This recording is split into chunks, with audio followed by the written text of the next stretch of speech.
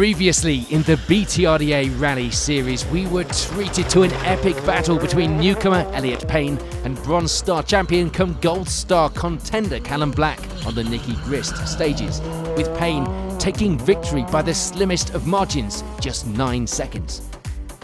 Next up, the series moves north to the Scottish Rally, and it wouldn't just be each other that these two were fighting with, the Scottish stages notoriously tough on man and machine. Callum Black then leading our BTRDA contenders away among the Scottish Championship crews, Elliot Payne and Gary Pearson looking like being his closest challengers on the stages today.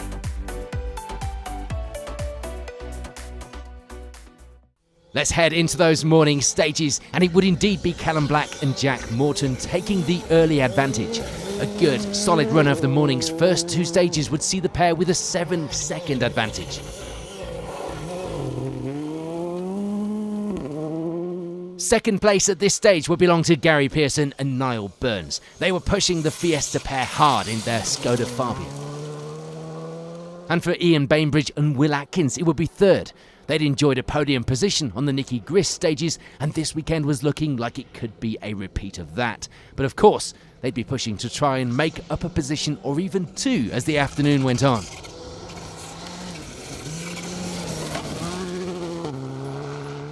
Fourth at this stage would be a hard-charging Tom Llewellyn and Ross Whittock. Good to see this pair out for their first season in the R5 Mirage, and good to see them this high up on the leaderboard as well. The stage would certainly be a little different to the Nicky Grist, so this was a whole new learning curve for the pair. Elliot Payne had a different co-driver this weekend, Rhys Stoneman alongside for this round, as Cameron Fair would be competing with Jock Armstrong. Things were going okay for Payne, 5th fastest at this stage, but the times were close throughout the leaderboard. Leading the B13 class would be George Lepley and Tom Woodburn out of the blocks.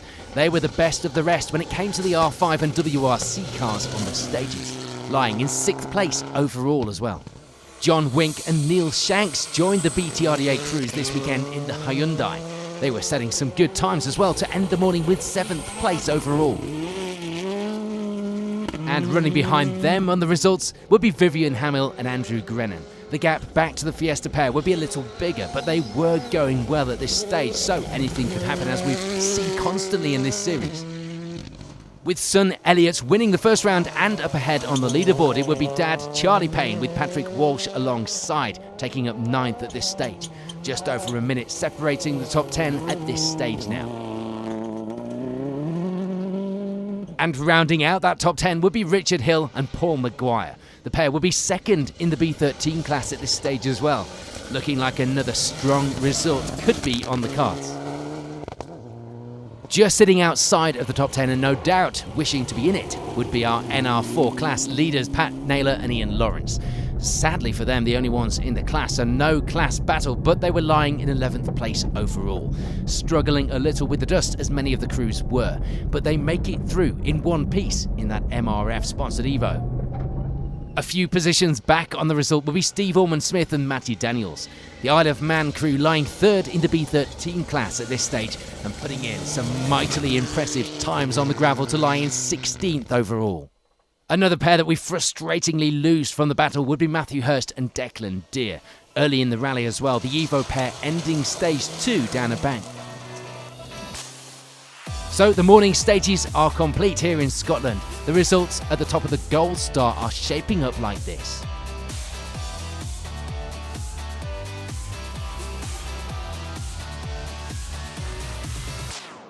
Yeah, good start to, I'd say morning, but we're pretty much through the afternoon now.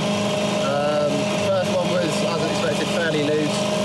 Both very fast stages. Just trying to keep our wits, listen to the notes. Notes are working well, Jack's working well. Just got to get to the end now, really. Just consolidate and hopefully hold our position. We've got A now, run through A, and then we go back through the final 2. So we'll see how the next one goes and then make a plan of attack after that. Yeah, it's a good first stage, good start. Sitting well, I think we're second overall then. It's 3 off the lead, but sadly in the last one, just coming around like a long right 6, there was a big rock on the line and just basically hit it on the front right. Prayed we didn't get a puncture, but unfortunately we did, so ran about 2.5 miles to the end there with a puncture, and Talk to that time. Yeah, really well. First stage was I was just far too nervous and didn't commit to it. But second stage really committed hard, and unfortunately we took a right rear tyre off and got a full deflator about 3 miles from the end. So some sketchy moments coming around left-handers with the rear hanging out. But yeah, we're still in the run, we're still in the game, so we'll keep going after it. A fast-paced, warm and dusty day on the Scottish stages then. Let's head into the afternoon stages of the rally. We sadly lose Steve Ormond-Smith and Matty Daniels. Their good run coming to an end in stage 5. For Max Bradshaw and Liam Whiteley, it would be a problematic afternoon. I think that's fair to say. They have a puncture in stage 3, followed by an engine fire in the 4th stage of the day. Thankfully, they're able to put it out at the end of the stage, ending the rally, believe it or not, with 15th place overall, 4th of our B13 class runners, and counting their lucky stars. There'd be a bit of change in the top 10 as well, with some people lost from our results through the afternoon. Ian Baumgart and Dave Robson step up though to the leaderboard to round out the top 10 at the finish of the rally. There'd be some crucial positions gained as well for Pat Naylor and Ian Lawrence as well. No change, of course, in the NR4 class standings, as they're the only one running in that, but they do get to the end of the rally with 9th place overall, even stopping after the final stage to lend their spare wheel to another crew who'd suffered punctures so that they could get the car back to the finish. For Richard Hill and Paul Maguire this weekend, it will be a mirror of the opening round in Wales just a few weeks earlier. They take 8th place to end the event, 2nd in the B13 class.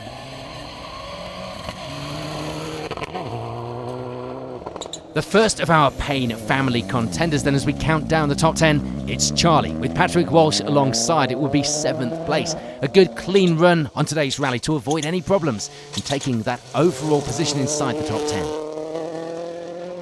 The eagle-eyed among you will notice that we hadn't seen Gareth Sayers and Gareth Gilchrist in the morning inside of our top 10 leaderboard. They were in fact down in 12th place overall, but some good times and a fight back through the afternoon stages would see them end the rally with 6th place. 5th place would be another repeat of the opening round result for Tom Llewellyn and Ross Whittock. A great finish and a good run to get the car to the end of the rally to add some more points to their championship tally. George Lepley and Tom Woodburn get themselves a class victory in the bag this weekend. It wasn't without its challenges though, shall we say. A couple of punctures would hamper their overall times, but thankfully for them, the class position was saved, as well as 4th place overall. The same though couldn't be said for Callum Black and Jack Morton, retiring on the 3rd stage of the day with a double puncture on these rough Scottish stages. So of course, with Black and Morton out, there would be some change in the top of our results today. Ian Bainbridge and Will Atkins ending the rally on that final step of the podium, clearly pushing right to the finish boards and putting in some good times along the way in the Skoda. And with Dad further back in the top 10, things would get a little better through the afternoon for Elliot Payne and Rhys Stoneman. It wasn't a repeat of their victory from the opening round, but 2nd place was enough to keep Elliot ahead on points after this round of the series. Cameron Fair also leading the Co-Drivers' Championship thanks to a good run with Jock Armstrong this weekend as well. But taking victory this weekend will be a jubilant Gary Pearson and Niall Burns. A fantastic result for the pair, taking victory by 19 seconds, putting their first points on the board this season. And in style, that is how you make a good start. So our Gold Star Cruise reached the end of the 2nd round. Here's a reminder of how the final positions shaped up here in the MRF Tyres BTRDA Rally Series.